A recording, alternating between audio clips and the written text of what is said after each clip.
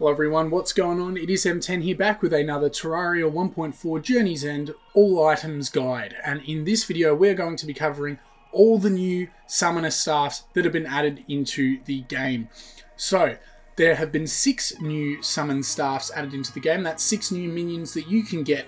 And I'm going to be teaching you how to get them and how they work, slash if they're good, what they do, etc, etc. So the 6 staffs include the Finch Staff, the Vampire Frog Staff, the Blade Staff, the Sanguine Staff, the Desert Tiger Staff, and the Terra Prisma. This brings the total of in-game summoning staffs to 19, and it fleshes out the class just a little bit more for players that want to have the full summoner experience rather than having a challenge, getting from Slime Staff to Hornet Staff and having nothing in between, etc. from there. Okay, so the first staff we're going to be talking about is the Finch Staff. Now, the Finch Staff you can get by just starting as a character in Journey mode. You can just get it from there, or you can get it from living wood chests from living trees. As you can see, when you spawn the Finch Staff, a little nest will appear on your character's head and the bird will sit in it. And then, as your minion numbers increase, so will the number of finches sitting on top of your head. Now, just remember, this is a very basic starter weapon. You are not going to be using this to defeat bosses, although I'm sure plenty of challenge YouTubers will try this out. But it's just there for the starting minions, because when you're this early on in the game, you will only really be having one of these, and it doesn't deal much DPS. So the Finch Staff has a base summon damage of 7 plus whatever summon tag damage you use with a whip, and it's quite a slow weapon. It does not target enemies unless they have a clear line of sight, and also it doesn't have a very long range for targeting. You have to be quite close for an enemy, even if it has been whipped, for the Finch to recognize it as a target and for it to go out of its way and seek attacking the enemy. So like I was saying, very basic weapon, but it is good because it does bridge the gap for starter players that are summoning and don't want to have to wait until they randomly get the Slime Staff to drop. Okay, so the next summoning staff we're going to talk about is the Vampire Frog Staff, and this of course summons a little vampire frog, which has wings. You get this item from Blood Moon fishing. Now how that works is it has to be a blood moon and you're fishing in a pond. And when that happens in pre-hard mode, you have a chance to fish up a zombie merman or a wandering eye fish. And the Vampire Frog Staff has a 1 in 45 chance to drop from either of those creatures. So you may be doing this for a little while. You may not be able to get this thing on your first blood moon or even your second blood moon. Anyway, the Vampire Frog Staff has a base damage of 11. It is actually pretty good against multiple enemies. Say if you're fighting like a goblin army or something like that, it lunges into packs of enemies and it can deal damage to multiple targets with one flick of its tongue, I guess. Like, well, I don't know what you want to call it. One tongue stretch, whatever, one attack. I think we'll just stick with that. That sort of works like a spear to my understanding of it. So something to note with this weapon is I have had issues with it cancelling out damage from other weapons. So say if you're using a yo-yo or something like that and the enemy that you're targeting has been attacked by the Vampire Frog at the same time as the yo-yo's hitting it, sometimes the yo-yo's damage cancels out. And I have noticed that is an issue with some minions, so just note that that's the case with this one. So keep an eye on that when using this item. Other than that, like I said, it's pretty good for early game events, considering you can potentially get this quite early on. Okay, so those are the 2 pre-hard mode staffs that have been added. Up next, there are actually a total of 4 hard mode staffs. So the first of which is the Blade Staff. Now this is probably one of my favorite new weapons that have been added into the game, and definitely my favorite of the new summoner staffs. So how this item works, you may scoff at its damage because it only has a base damage of 6, and that's quite low. That's actually the lowest damage of any of the summoner staffs added, but there is a catch. It ignores up to 25 of the enemy's defense, and it attacks super fast. So the Blade Staff can clock 5 to 6 hits on an enemy in a single second, and when you start buffing this staff's damage, that leads to a lot of DPS. So what I should explain by negates 25 DPS is, say you're attacking a blue slime with this thing. It has the blue slime has quite a low amount of defense. However, a tanky enemy like a hard mode dungeon skeleton would have a high defense. What the blade staff does is it negates all that. So it deals the same amount of damage to a blue slime than a tanky hard mode enemy, which is fantastic. So you can improve this weapon greatly by boosting your damage and also using items that reduce enemies' defense, such as Ichor or the Shark Tooth Necklace.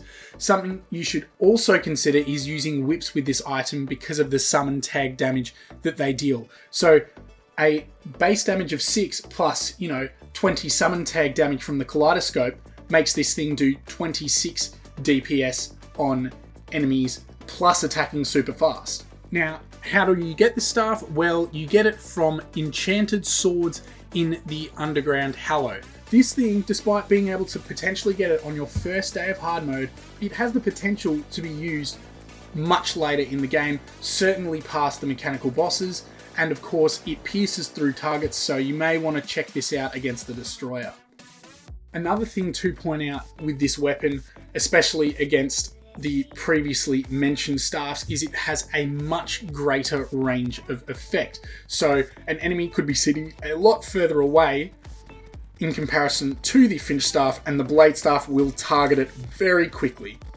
Depending on how you use this thing, I would actually consider it to be a better weapon than the next one that I'm going to talk about, and that is the Sanguine Star. Now that's just my opinion, you may disagree, and obviously it depends on the situation of when you are using both items. So the Sanguine Staff is a hard mode drop from Blood Moon Fishing, and you get it from the Dread Nautilus. It has a chance to drop from there. So the Sanguine Staff summons a weird glowing bat to fight for you, and it works interestingly in comparison to other minions because after an attack, the bat will work in a circle. So it'll stretch out from the player, attack an enemy, and then circle back around to the player. Now this all goes very fast, but it also slows down the time of damage between when the vampire bat attacks the enemy and when it hits the target next. So the Sanguine Staff has a base damage of 35, but its DPS is pretty similar to the Blade Staff. However, with that being said, you can also get this thing pretty early on in hard mode, so you'd want them to be pretty similar. Personally, I think it's alright. I'm not a huge fan of the summons returning to you before attacking the next enemy. I think it's a bit of a downfall for this weapon, but it's still alright, it's still decent. Don't really have much more to say about it. So, the Crimson has the Crimson chest in the dungeon where you can get the vampire knives, and the Jungle has the Jungle chest in the dungeon which gives you the piranha gun. But now, finally, the Desert has its own chest in the dungeon, and it gives you the next minion which I'm going to discuss, the Desert Tiger Staff. So to get this item, you are going to need to kill several thousand enemies, potentially, to unlock the key for this chest from the desert, and it summons a Desert Tiger, which has quite a unique attack. We saw this one spoiled early on in teasers. It has a base damage of 33, and it's quite unique in how it functions. And it functions similar to the Stardust Dragon Staff. You won't get lots of Desert Tigers running around.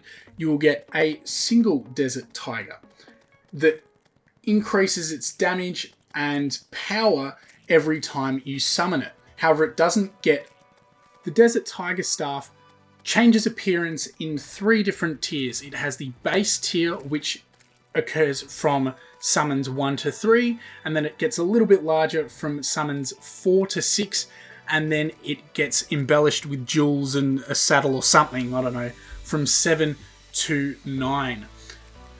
So, according to the wiki, the Desert Tiger cannot be powered up beyond the 9th summon. And I presumed that this meant, you know, there's no upgrade to its visual form, but I believe it may mean that it doesn't get more powerful after the 9th summon, and you may want to use other minions instead. So I tested it out and my results were inconclusive. Sorry, I cannot give you a definitive answer over whether that is the case, but if you do know for yourself, please let me know in the comments section down below what your thoughts are. Moving forward to the final new minion summon staff, and that is the Terra Prisma. So, the Terra Prisma has the highest base damage of any minion summon in the game with a base damage of 90. And it's also probably the most difficult to get because you need to defeat the Empress of Light and it'll have a 100% drop chance, but here's the catch. You have to do all the damage to the boss during the daytime. And during the daytime, the Empress of Light will insta-kill the player on hit. So, plus, you know how difficult it is to defeat the Empress of Light. It's got a lot of crazy attacks. So it's definitely a very difficult boss to defeat. Anyway, the Terra Prisma Sword sort of works as an upgrade to the Blade Staff, except without the ignoring defense part. It just deals a fat stack of damage and flies around targeting multiple enemies. It's very strong. It's a good weapon. So the Terra Prisma works very similarly to most other minions. It goes around, the swords fly around and attack enemies. It has a decent range of attack. It's great against groups of enemies, very good against groups of enemies. So if you somehow manage to defeat the Empress of Light during the daytime before, you know, the Pumpkin Moon or the Frost Moon, I'd definitely recommend using this thing against them. Is it as good as the Stardust Dragon staff? Well, I can't say for certain. I don't think so. At a lower end maybe, but at a higher end, no. Anyway, that's a very vague opinion on my part. You can let me know if I'm wrong in the comment section down below with that one. And feel free to have a discussion with other members of the comment section as well, because I'm sure there'll be differing opinions on that. Okay, so the final thing I want to discuss in this video, it's not technically a summoner staff, but I thought I should mention it anyway, is the Stardust Guardian buff.